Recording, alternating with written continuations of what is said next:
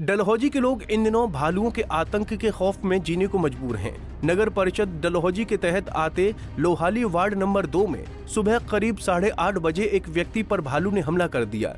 जानकारी के मुताबिक लोहाली निवासी मदन लाल घर से शिव मंदिर की ओर जा रहे थे कि अचानक रास्ते में भालू ने उन पर हमला कर दिया। गनीमत रही कि मदन लाल के शोर मचाने पर तुरंत आसपास के लोग मौके पर पहुंच गए। लोगों को देख भालू जंगल की ओर भाग गया, लेकिन भालू ने मदन लाल की बाजू और पीठ पर नाखूनों से गंभीर चोट पहुंचाई है। घायल मदन लाल को लोगों ने डलहौजी अस्पताल पहुंचाया, जहां पर उनकी हालत को देखते हुए प्राथमिक उपचार के बाद डॉक्टरों ने चंबा रेफर कर दिया। मेरा नाम मदन लाल है जी। मैं मंदिर गया था, अचानक वहाँ से भालू आ गए। भालू ने अटैक कर दिया। तो इसके बाद सुनते गांव के लोग वहाँ पहुँच गए, मुझे छुड़ाया। इधर इस घटना के बाद गांव के लोगों में काफी दहशत है।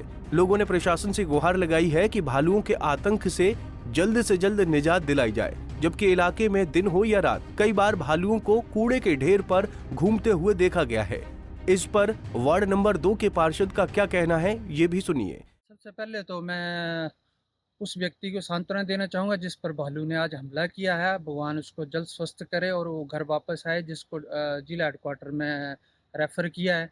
तो एक दुखद घटना है कि भालू ने उस पर सुबह ही 9 बजे हमला कर दिया। एक चिंतनीय विषय है।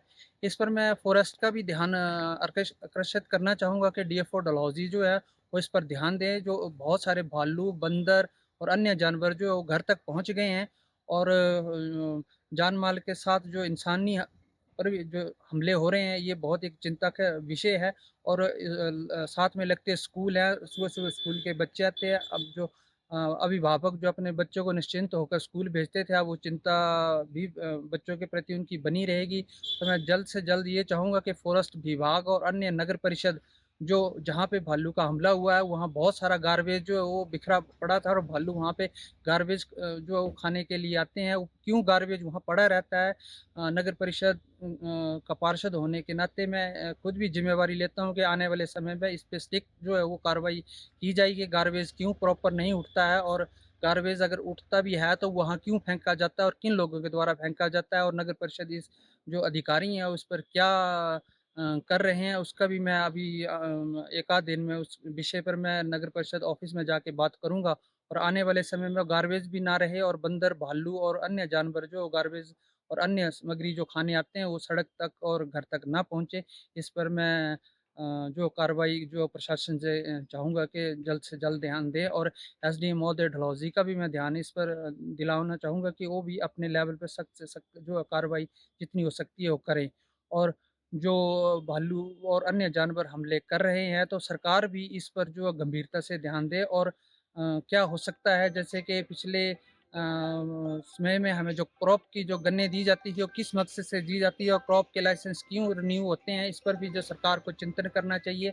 जैसे जयराम ठाकुर सरकार में बंदरों पर जो है वो मारने का जो एक निर्णय लिया गया था वो सराहनीय निर्णय था। और आगे आने वाले समय में भी जो फॉरेस्ट और फॉरेस्ट डिपार्टमेंट और सरकार जो इन जो आतंकी जो जितने भी जानवर हैं इन पर निर्णय कुछ लेने के लिए प्रेरित हो।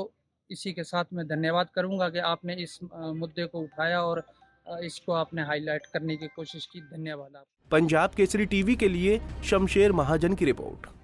हमसे जुड़े रहने के लिए हमारे YouTube चैनल को सब्सक्राइब करें और नई वीडियो की नोटिफिकेशन के लिए बेल आइकॉन को दबाएं। अगर आप ये वीडियो Facebook पर देख रहे हैं तो लाइक जरूर करें और ज्यादा से ज्यादा शेयर करें। इसी तरह के और भी अपडेट्स के लिए फॉलो करें हमारा Instagram पेज himachal.ke।